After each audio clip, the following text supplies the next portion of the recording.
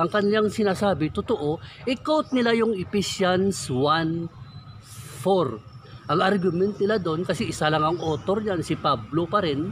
So ibig sabihin, yun talagang iniisip ni Pablo nang from the beginning, before the foundation of the world. Ipapasok nila ngayon na sa eternity, before the world was, may pinili na ang Diyos sa kaligtasan. Pangpatunay, basahin mong Ephesians 1:4, according as He had chosen us in Him before the foundation of the world.